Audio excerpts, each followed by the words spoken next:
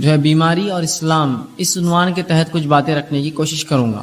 یہ عنوان بہرحال اس کی کیا غرض ہے، کیوں اس کی ضرورت محسوس ہوئی، یہ بات بالکل مشہور اور معروف ہے، یہ بات ہم سب جانتے ہیں کہ جب بھی ہم دیکھتے ہیں سماج میں بیماریاں ایک ایسی چیز ہے جس سے کوئی انسان ایکسیپشنل اور مستثنا نہیں ہے۔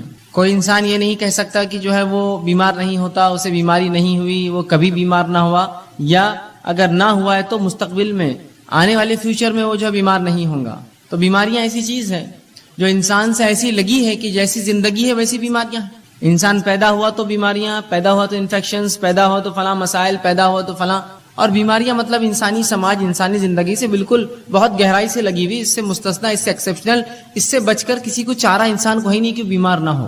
پھر چاہے یہ بیماریاں کتنی متشدد، کتنی زیادہ سخت ہوں گی، کتنی کم ہوں گی، معمولی ہوں گی یا اور زیادہ تیز ہوں گی، ایک الگ بات ہے، لیکن جب بھی لوگ بیمار ہوتے ہیں تو یہ سمجھتے ہیں کہ شاید شریعت اسلامیہ نے اس معاملے میں کوئی خاص رہنمائی نہیں کی ہماری، تو لہٰذا جب بیمار ہو جاتے ہیں تو اپنے طریقے سے، من مانے ڈھنگ سے، من چاہے ڈھنگ سے، اپنی مرضی سے جو ہے لوگ علاج کرتے ہیں۔ اس معاملے میں حرام اور حلال کی کوئی تمیز رکھی ہی نہیں جاتی ہے کہ کیا چیز حلال ہے، کیا حرام ہے، کیسی بیماریوں میں کیسا علاج کیا جائے، کیا چیز استعمال ہو سکتی ہے، کیا نہیں ہو سکتی، کون سا طریقہ درست ہے، کون سا غلط ہوگا، کیا چیز کھائی جائے، کیا نہ کھائی جائے۔ ہم سمجھتے ہیں شاید شریعت نے اس معاملے میں رہنمائی نہ کی، اور پھر شریعت کو ایک طرف رکھ دیتے ہیں، کہتے ہیں ہاں یہ تو دین ہے، اسلام ہے، ٹھیک ہے، نماز روزہ ٹھیک ہے، لیکن ابھی ہم بیمار ہیں تو لہٰذا اس میں شریعت کا کوئی حل چونکہ نہیں ہے، وہ الٹرنیٹ ڈھونڈتے ہیں، اس سے ہٹ کر کچھ ڈھونڈتے ہیں۔ پھر ہم دیکھتے ہیں کہ وہ کتاب و سنت کو چھوڑ کر، شریعت کو چھوڑ کر، قرآن حدیث کو چھوڑ کر، نبی اکرم صلی اللہ علیہ وسلم صحابہ کے بتائے طریقے کو چھوڑ کر من مانی کرتے ہیں۔ مثال کے طور پر کوئی تعویذ لٹکا لیتا ہے، یہ سمجھتا ہے کہ اس سے شاید شفا ہو جائے، اس لیے کہ فلاں کسی نے کہہ دیا کہ بیئر پینے سے جو ہے پتھری نکل جاتی، تو ان کو لگا کہ اب علاج چکی ہے، شریعت اس میں کوئی رہنمائی تو کرتی نہیں ہے، لہٰذا آپ شراب پینا شروع کر دو۔ کچھ لوگوں کو دیکھا گیا کہ وہ گانجا اور افیم پیتے ہیں، اس لیے کہ انہیں لگتا ہے کہ فلاں مرض کا کوئی علاج نہیں ہے، شریعت نے اس میں رہنمائی نہیں کی، لہٰذا ہم یہ کر لیں۔ اور پتہ نہیں کیا کیا لوگ اس میں کرتے ہیں، بنا حلال اور حرام کی تمیز رکھے، بنا جانے کہ یہ چیز جو استعمال کی جا رہی ہے شریعت نے اس کو سینکشن کیا نہیں کیا، حلال جانا نہیں جانا، اس کو حرام تو نہیں قرار دیا۔ اور اس معاملے میں جب کوئی کہتا بھائی حرام ہے حلال، تو کہتے دیکھو ہم بیمار ہیں، ہماری تکلیف ہم کو معلوم ہے، آپ ذرا خاموش بیٹھ جائے تو اچھا ہے، اس معاملے میں ہمیں کرنے دیجیے، ہم کر رہے ہیں، اگر مجھے اس سے سکون ملتا ہے تو میں اسی کو اختیار کرتا ہوں۔ جیسا بہت سے لوگوں کو مرگی کا مسئلہ ہوتا ہے تو دن بھر گانے سنتے رہتے ہیں، کار میں بیٹھے گانا لگا دیا، موبائل ہینڈ سیٹ میں گانا لگا دیا، گھر کے اندر گانا لگا دیا، اس لیے کہ ان کو لگتا ہے سکون اس کے بغیر حاصل نہیں ہوگا، جبکہ شریعت نے واضح طور سے بتایا کہ حرام چیزوں سے علاج نہیں ہو سکتا ہے۔ تو ہم یہ سمجھتے ہیں جب بیمار ہو جاتے ہیں کہ شاید اب شریعت میں اس کی کوئی رہنمائی نہیں، لہٰذا منمانی کی جائے، اب جو چاہے کرو، جیسے چاہے علاج کرو، حرام حلال کی کوئی تمیز نہیں، چاہے میوزک کا اس میں استعمال ہو، چاہے ناچنا گانا اس میں پڑے، چاہے شراب پینا پڑے یا کوئی اور کام کرنا پڑے، سب کرو، اس لیے کہ اس معاملے میں ہم جو ہے لاوارث جیسے یا بنا سرپرستی کے چھوڑ دیے گئے، اب بہرحال معاملہ ہم کر سکتے ہیں۔ اسی لیے اس عنوان کو ہم نے خاص طور سے انتخاب کیا کہ اسلام کیسے رہنمائی کرتا بیماری کے تعلق سے، بیماری اور اسلام، کہ ان دونوں کا تعلق ہے۔ نبی اکرم صلی اللہ علیہ وسلم جو ہے ساری انسانیت کے لیے آئے تھے، اور آپ نے تمام ان شعبوں کے اوپر جو ہے رہنمائی کی، مسلمانوں کی اور انسانوں کی، جو شعبے انسانوں کو جو ہے جو باتیں ان کے جو ہے درپیش آتی ہے، یہ کیسے ہو سکتا ہے جو شریعت اتنی باریک باریک باتوں کو بیان کرے، وہ اتنا بڑا ایک شعبہ انسانی زندگی کا بیماری اس کو چھوڑ دے اور ہماری رہنمائی نہ کرے، بلکہ شریعت نے رہنمائی کی، بہت زبردست رہنمائی کی، بہت گہرائی سے رہنمائی کی، بہت اچھے ڈھنگ سے رہنمائی کی۔ یہ ہماری بد نصیبی ہے کہ اس چیز کو ہم جاننے کی نہ کبھی کوشش کرتے ہیں، نہ اس پر ہم نے کبھی عمل کیا، اور ہماری ان کوتاہیوں کو ہم یہ سمجھتے ہیں کہ شریعت نے اس معاملے ہماری رہنمائی نہیں کی۔ یاد رکھیے اس کو جاننے کی ضرورت ہے۔ جب آپ شریعت کو پڑھیں گے، یہ شریعت ایسے ایسے شعبوں میں، ایسی ایسی جگہوں پر رہنمائی کرتی ہے جہاں ہم توقع بھی نہیں کرتے کہ ہاں شاید رہنمائی ہوئی۔ مثال کے طور پر ایک انسان اپنی ازدواجی زندگی، میاں بیوی کے رشتے کیسے قائم رکھے، شریعت نے یہاں بھی رہنمائی کی۔ کچھ لوگ سمجھیں گے یہ تو بےحائی ہے، یہ بےحائی نہیں، یاد رکھیے یہ طریقہ زندگی ہے، اگر وہاں رہنمائی نہ کرتا تو پھر انسان تو منمانے ڈھنگ سے اختیار کرتا اور انسان نہیں جانور بن جاتا۔ تو اس جگہ بھی شریعت نے رہنمائی کی جس جگہ کے اندر جو ہے عموماً لوگ جو ہے شرمائیں گے کہنے کے لیے، اور نبی اکرم صلی اللہ علیہ وسلم نے جو کہ سب سے باحیا شخصیت تھی، وہ باتیں بھی بتائی حیا کے باوجود، تاکہ آنے والی نسلوں کو اس مسئلے میں بھی رہنمائی ہو۔ تو وہ دین اور شریعت اور وہ نبی کیسے لوگوں کو اس معاملے میں رہنمائی نہ کرے کہ بیماری کا کیا معاملہ ہے، بیماری میں اسلام کیا معاملہ دیتا ہے، بیمار کے ساتھ کیا سلوک ہو، کن چیزوں سے علاج کیا جائے، کون سی چیزیں حلال ہے، کون سی چیزیں حرام ہے، کن چیزوں کی تاکید کی گئی، صحت کی حفاظت کس طرح کی جائے، صحت کی اہمیت کیا ہے، بیمار ہو جائے تو کیا کیا کیا جائے، بیماری بڑھ جائے تو کیا کیا ہے، بیمار پرسی کے لیے کیا کیا جائے، اگر مرض الموت اتنا اس کا مرض بڑھ گیا کہ موت کی قریب ہے تو موت کے قریب کیا کیا جائے، اگر مرنے لگے تو مرتے وقت کیا کیا جائے، اور اگر مر جائے تو مرنے کے بعد کیا کیا جائے. یہ تمام رہنمائی شریعت نے کی ہے.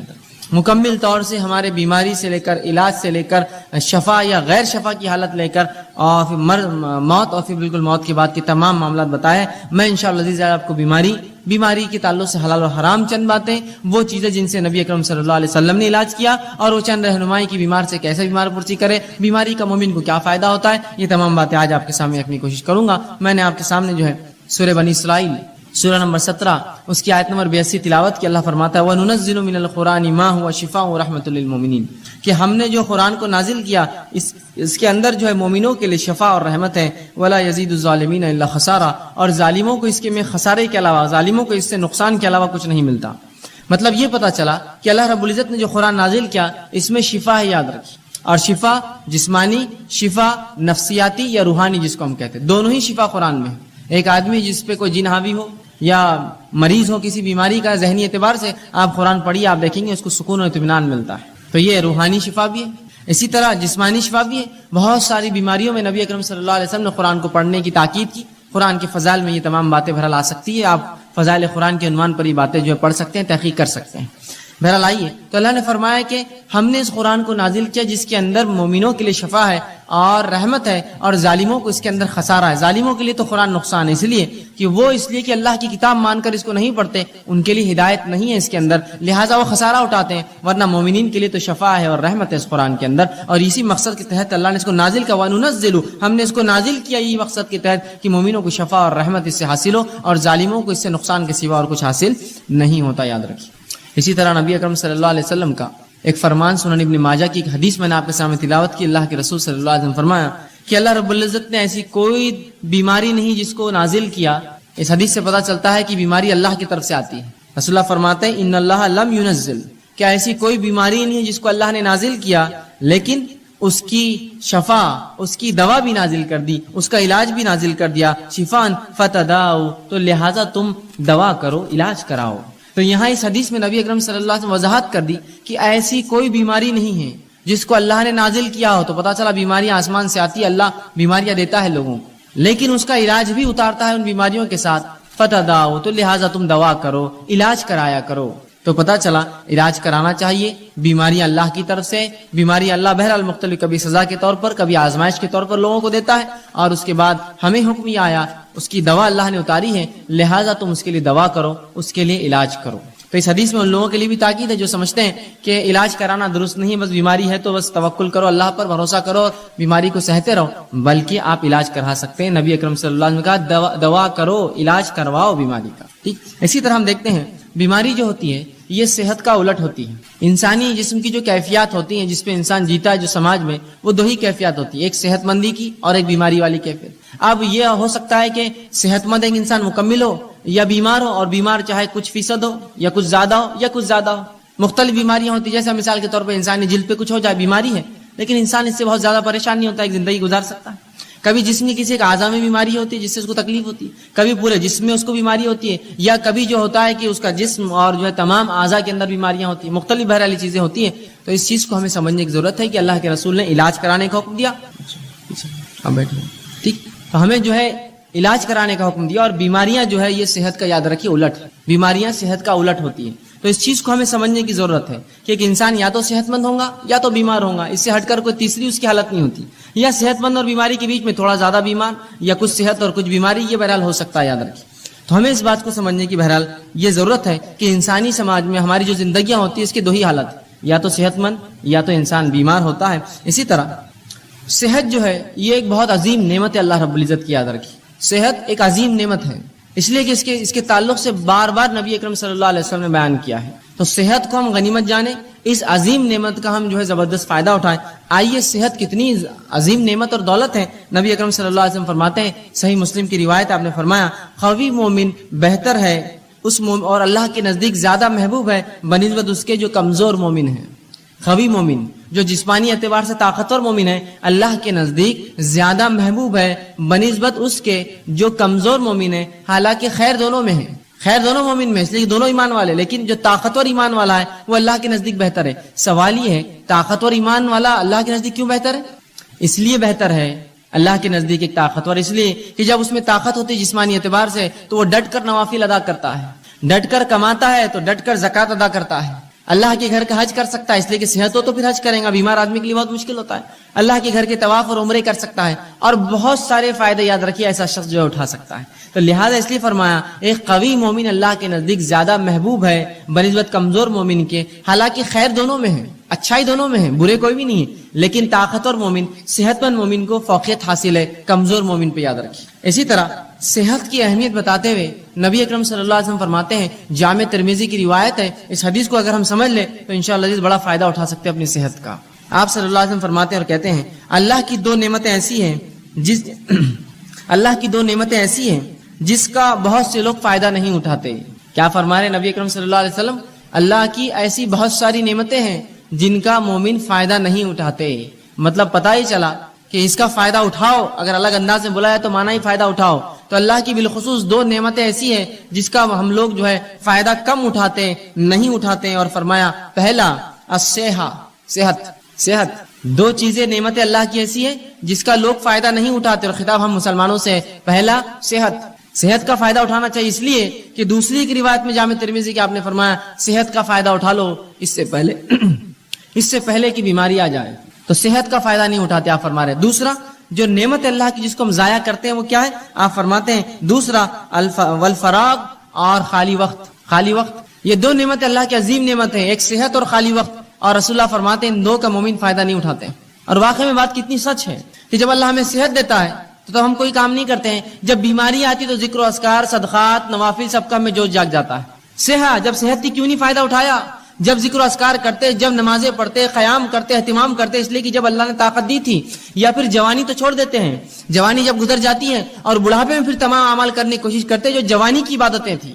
یقیناً شریعت یہ نہیں کہہ رہی کہ بڑھاپے کی عبادتیں قبول نہیں ہوتی، لیکن جوانی کی عبادتیں زیادہ مطلوب ہے بڑھاپے کے مقابلے میں، اس لیے کہ یہاں انسان ینگ ہوتا ہے، اس میں جوش ہوتا ہے، اور بہت سارے ایسے کام کر سکتا ہے جو عمر نہیں کر سکتا ہے وہ بڑھاپے کی عمر میں۔ تو کہا دو ایسی نعمتیں ہیں جس کا انسان فائدہ نہیں اٹھاتے، لوگ فائدہ نہیں اٹھاتے، مسلمان نہیں اٹھا رہے ہیں، ایک صحت اور دوسرا الفراغ اور خالی وقت۔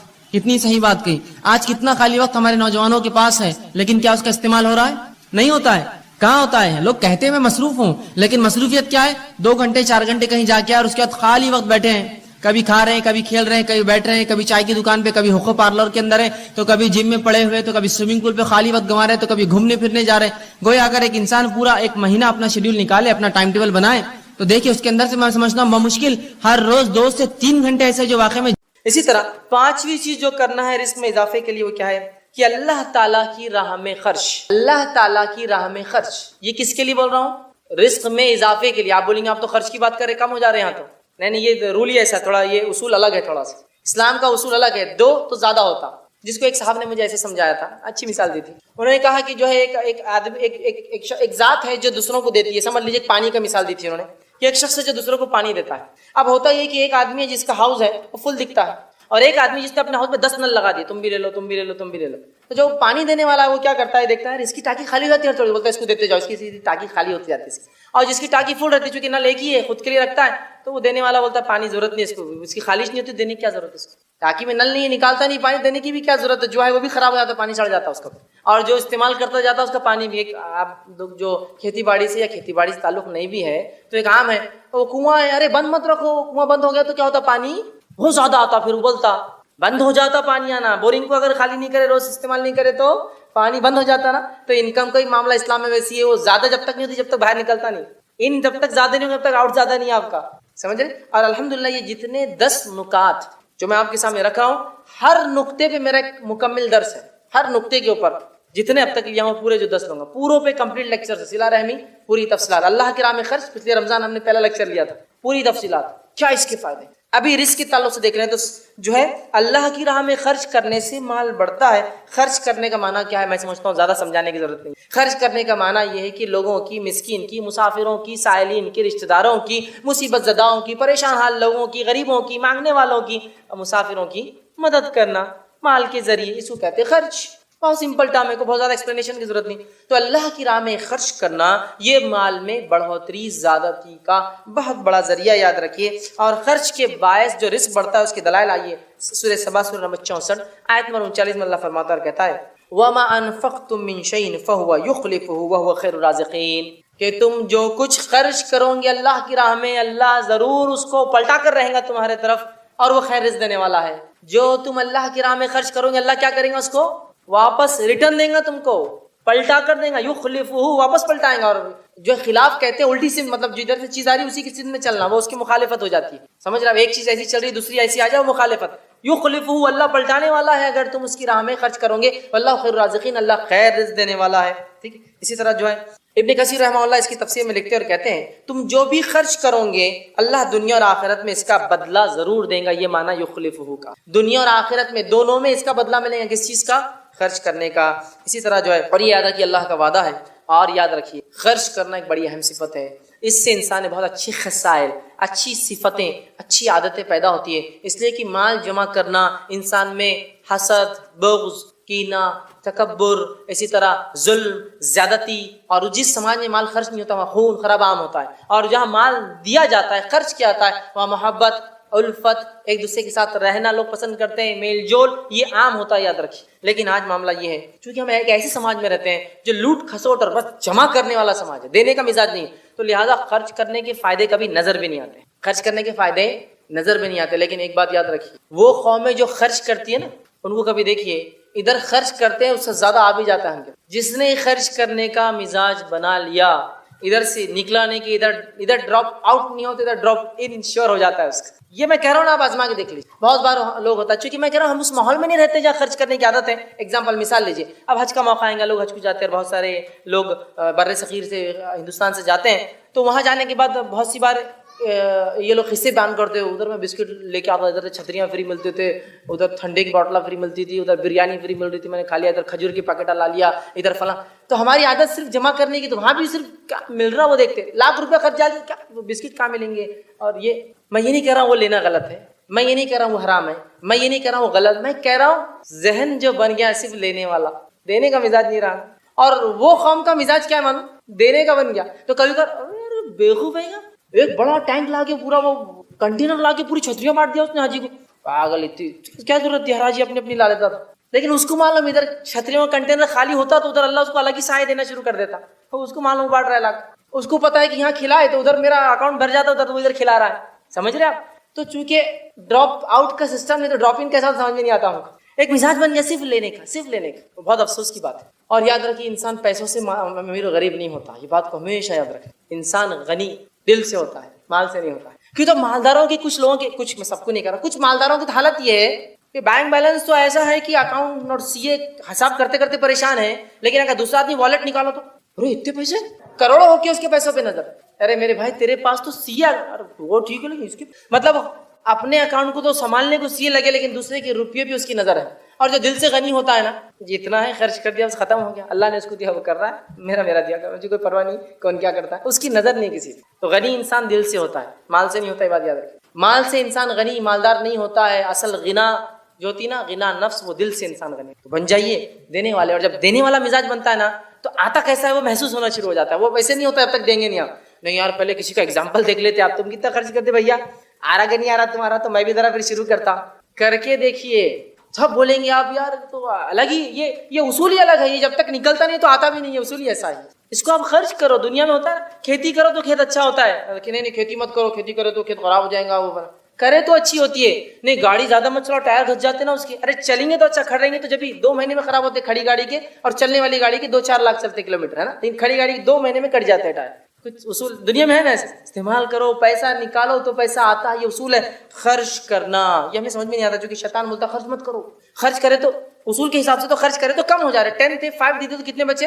5 ہی بچے. تو اصول کے حساب سے کم ہو رہا ہے. اصول الٹا ہے. یہ 5 جو خیر لائیں گے، جو گئے وہ بچے 5 اتنا نہیں لانے والے، ہو سکتا 50 لے کے آئیں گے ادھر سے.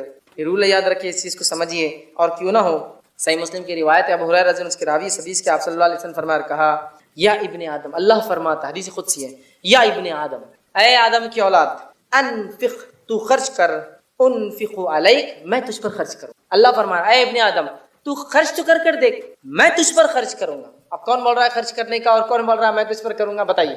اگر مجھے سمجھ لیجیے کوئی انسان ہے جو بہت مالدار ہے، وہ بڑا تم خرچ کرو اس کا بدلہ میں دوں گا، تو مطلب نہیں ہے وہ بہت بڑا آدمی ہے، جتنا کر رہے اس سے زیادہ ہی دینے والا ہے، سوچتے ہیں نا ایسے؟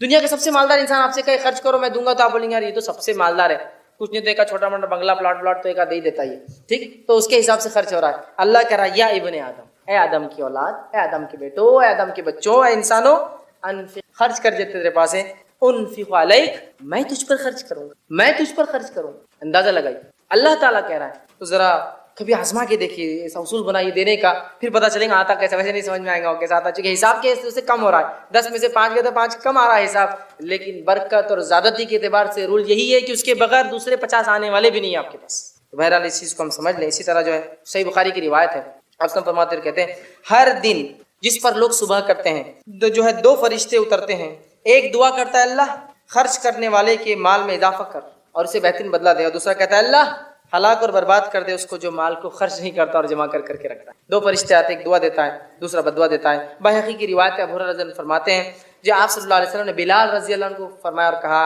اے بلال خرچ کر اور عرش والے سے تنگی محسوس مت کر، خرچ کرتے رہتے، عرش والے سے کمی کی امکان مت رکھ، بس تو دیتے جا، عرش والا تجھے لوٹا کر دینے والا ہے وہ چیز، ٹھیک۔ صحیح مسلم کی روایت ہے، ایک شخص کھیتی کر رہا تھا اور دوسرا شخص دور سے آ رہا تھا، وہ آ رہا تھا تو بادل سے ایک آواز ہے بادلو اس کے کھیت پہ برس جاؤ۔ وہ شخص بڑا حیران ہوا، بادل سے ایسی آواز آنا تعجب کی بات ہے، یہ صحیح روایت صحیح مسلم کی۔ وہ شخص چلا اور آواز بھی نام بھی لیا گیا، جب ایک کھیت میں گیا تو بادل ایک پتھر پر برسا، پتھر سے پانی جمع ہوا اور ایک نالی بنی، اور وہ جو آدمی کھینچا تھا نا کھیت میں نالی اس میں جمع ہو گیا اور اس کھیت میں چلا گیا۔ کس کے کھیت پہ نہیں برسا؟ وہ شخص نے کہا اے شخص تو کیا کرتا ہے، میں نے بادل سے آواز سنی، تیرے کھیت پر باری برس نہیں گئی، تیرا نام کیا؟ تو کہا میرا نام فلاں۔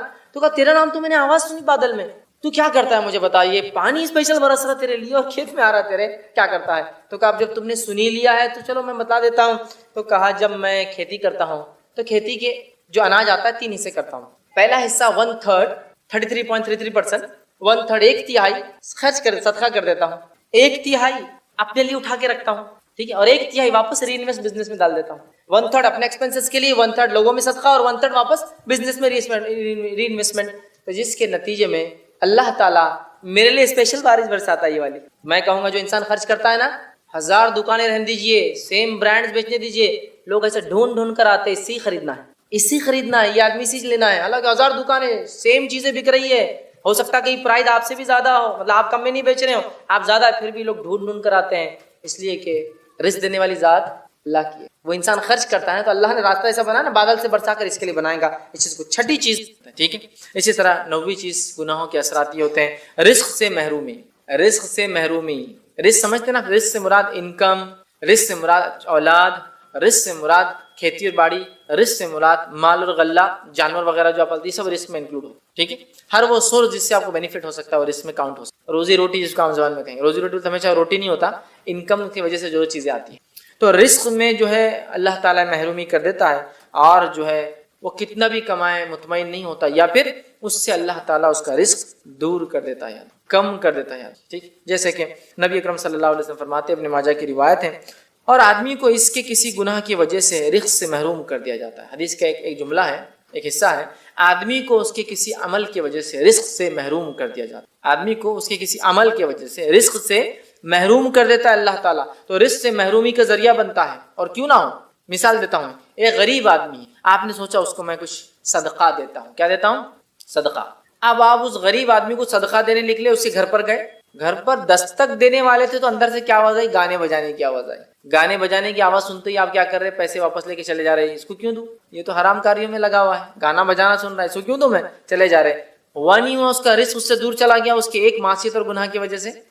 ایک آدمی آپ سے بھیک مانگنے اور کو پیچھے سے آ کے یہ شراب پیتا رہا شام میں، تو آپ پیسے دیتے اس کو، ارے بہت اچھی بات بولے یار، آپ نے شراب پیتا ہے تو اب تو زیادہ لو، تم شراب کے لیے الگ لو، کھانے پینے کے لیے الگ رکھو، کرتے ہیں کیا آپ؟ نہیں، شراب پیتا ہے اس کو کیسے دوں گا، حرام کاری کرتا ہے۔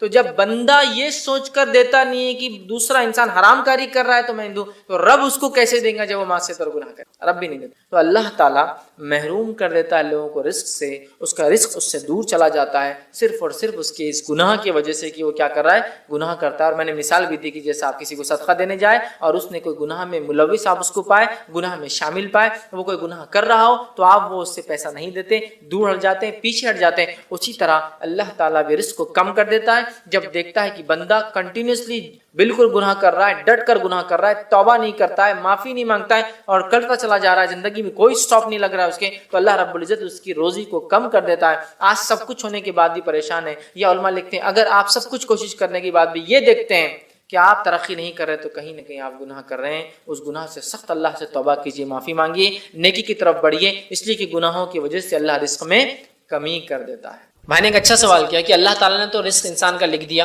اتنی ساری سہولتیں دے دی، پھر انسان رزق کے لیے اتنا سب کیوں کر رہا ہے؟ یہ رشوت اور یہ غلط اور حرام، یہ ایمانی کمزوری ہے یا انسانی فطرت کی بہرحال یہ کمزوری، اس کے پیچھے کیا معاملہ ہے؟ دیکھیے اللہ تعالیٰ نے رزق کتنا کمائے گا وہ لکھ دیا ہے۔ جب انسان اپنی ماں کے پیٹ میں 40 دن کا ہوتا ہے، ایک فرشتہ آتا ہے اور کہتا ہے اللہ کتنا رزق لکھوں، تو اللہ بتا دیتا ہے، کتنی زندگی لکھوں اللہ بتا دیتا ہے، اور اس میں روح پھونک دی جاتی ہے۔ 4 باتیں بہرحال تفصیلات کے ٹائم میں روح پھونک دی جاتی ہے، تو گویا میں کیا کماؤں گا، کتنا رزق دنیا میں حاصل کروں گا، یہ تو میرے تقدیر میں لکھا کے لا چکا ہوں، مجھے اس کی فکر نہیں کرنا ہے، مجھے صرف اس کی کوشش کرنا ہے۔ یہ ایک بات ہو گئی۔ تو ایمان والا انسان وہ ہے جو مطمئن ہے، جو اس کا رب اسے دے رہا ہے اور حلال رزق کے لیے وہ کوشش کرتا رہتا ہے۔ یہ مطمئن ہونا نہیں گھر میں پڑ گیا بس منہ کھول کے کہ اللہ دے دے گا، نکل کے گھر چھوڑ کے کتنے دن اور بولا اللہ دے دے گا، یہ نہیں ہے۔ کوشش کرتا ہے اور جو ملتا ہے مطمئن ہوتا ہے کہ میرے رب نے یہ لکھا تھا مجھے مل گیا۔